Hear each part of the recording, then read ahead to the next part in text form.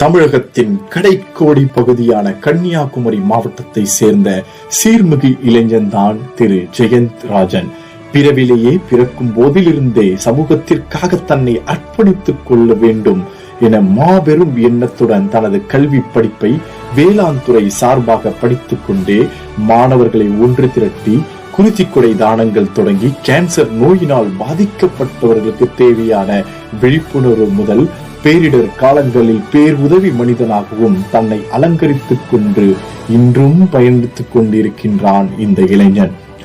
இவர் செய்யும் ஒவ்வொரு பணியையும் உற்சாகப்படுத்தி தன்னம்பிக்கை அளித்தாலே போதும்.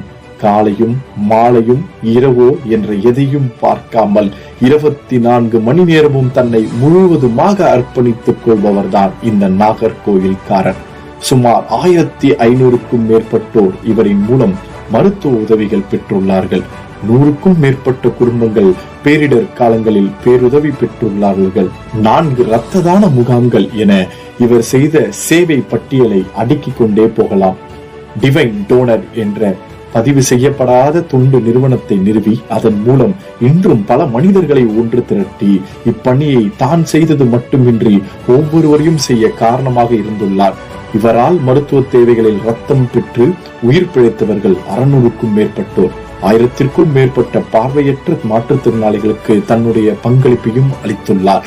இது மட்டுமல்ல, தமிழ்நாடு தன்னாளர்கள் குழுவுடன் இணைந்து அனைத்து பணியையும் திறம்படவே செய்துள்ளார். குறிப்பாக வயநாடு மீட்பு பணியே என அனைத்திலும் இவர் படைத்த கால் தடம் என்றும் நமக்கு பக்க பலமாகவே இருந்துள்ளது. சமூக பணியே மிகச்சிறந்த பணி. அப்பணியின் மிக உயர்வான பணியான இந்திய ஆட்சி பணியை தனது கனவாக தற்போதும் சுமந்து கொண்டு தான் செய்யும் பணியை தன் நாட்டிற்காகவும் செய்யும் வேண்டும் என எண்ணத்துடன் பயணித்துக் கொண்டிருக்கும் கன்னியாகுமரி மாவட்டத்தைச் சேர்ந்த திரு ஜெயந்த் ராஜன் அவர்களுக்கு தமிழ்நாடு தன்னார்வலர்கள் வழங்கும் சேவை செம்மல் விருது 2024 அளிப்பதில் மிகவும் பெருமிதம் கொள்கிறோம்.